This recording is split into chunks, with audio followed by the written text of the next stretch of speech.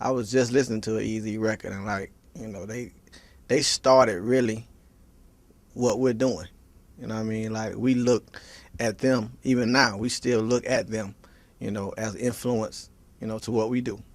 NWA kind of speak for itself. I'm sure you know what it means. I mean, I don't know if I can say it, right now, but, with attitudes, you know what I mean? Like, as, I think you listen to my brother music, you know what I mean? You see what we represent. I just got out of prison, you know what I mean? So it's kind of simple, what we stand for, and that's really what Easy E brought to the table. You know what I mean? Like, he really told America, like, I can say what I want to say, speak my mind, freedom of speech, regardless of how you feel and what you think I should say, what you think I should wear, I'm gonna do me. I'm gonna do what I was brought up doing, and what I was raised and taught. You know what I mean? I came from a different struggle, versus corporate America, and he just spoke for it. He spoke for me. You know what I mean? So I try to make sure that me and my brother speak for the people that come from where we come from. Yeah, I mean, being Florida based and being, where we resided, all our life, for the most part.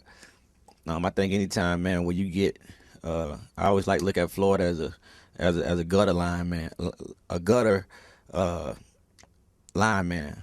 I'm saying that right? Pretty much, you said Landmine, gutter landmine. landmark. Yeah, what I'm saying basically is I feel like it don't work in Florida if it ain't gutter. And to see that transformation, a West Coast group as well as the West Coast artists be embraced and accepted in Florida on a national level.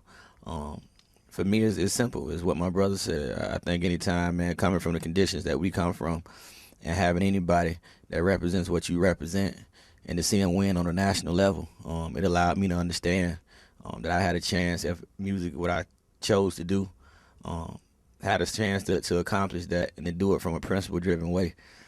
We say it all the time as a company and as brothers. Our principles non-negotiable, and there's a lot of things that we stand for that the business don't understand right now. I think we both agree it's more personal in this business than it is business, and that's normally how it go. But at the end of the day, you got to stand for what you feel. It's totally what you're trying to represent and what you're trying to reflect. And I feel like Eazy and NWA did a hell of a job in doing that. So I don't feel like we carrying the torch.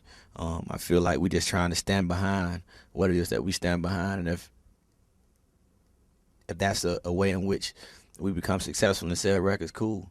And if it ain't, we can look at each other and know that we stood for what we stood. We came into the game with our principles, and we're going to leave out of the game with our principles.